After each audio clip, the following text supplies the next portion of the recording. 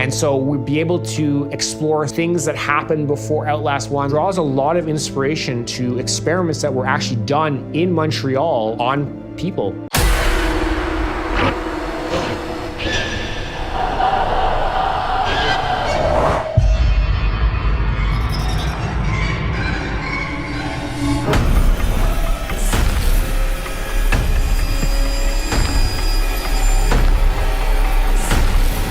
My name is JT Petty. I'm the writer of the Outlast video games.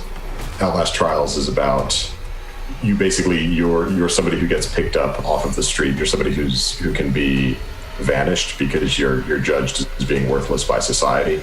If you're a drug addict or a mental patient or anybody that the government wouldn't mind vanishing in 1960, you wake up in a facility where you're basically being forced to take part in experiments. A lot of the mystery of the story is about trying to figure out what this experiment is supposed to do to you.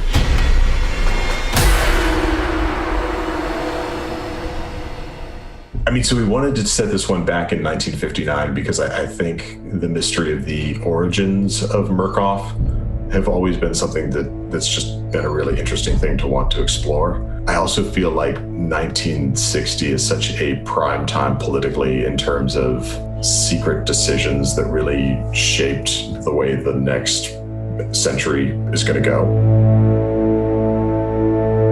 The Outlast Trials takes place before any of the other Outlast games, and so we'd be able to explore things that happened before Outlast 1 that maybe you are interested about the backstory of, or seeing some characters, maybe learning about their history before any of the events of the other Outlast games. And it draws a lot of inspiration to experiments that were actually done in Montreal on people, on their brains, on their behaviors. It's lore to us, but it's real history to real people. It's been a huge inspiration, and it's a story that hasn't ever really been told in video games, to my knowledge, so we're really excited about it. Hi, my name is Si냐하의. I'm a psychiatrist. This is the Allen Memorial Institute. It's a great training center, but it's also where Dr. Cameron's experiments occurred, linked with MKultra. MKultra was a large secret operation by the CIA that ran from 1953 to 1973. That was in the early days of the CIA. Their basic aim was to find ways to modify behaviors. The director of the hospital, this famous psychiatrist, Dr. Donald Ewan Cameron, was experimenting on patients. He claimed he could remove certain unhealthy patterns in the mind of patients and replace it with healthier patterns. So that intrigued the CIA. They first funded all kind of research that was going on. So things like mind-altering drugs, things like how to implant a device in the brain and remotely control somebody. So there was research going on, but they only went so far. What they did that was much more unethical, they became rather obsessed with LSD, and they did all kinds of weird experiments with it.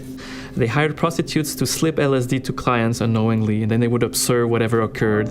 They even would give LSD to CIA employees without their knowledge, just to observe what it does.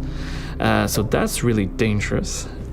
Today it absolutely sounds like it's a conspiracy theory, but it actually happened.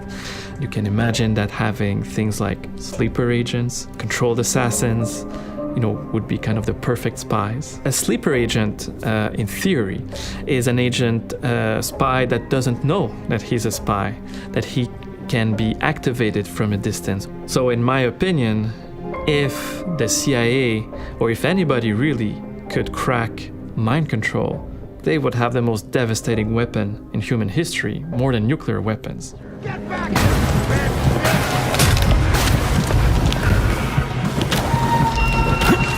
What fans can expect from Trials is more suffering, I guess.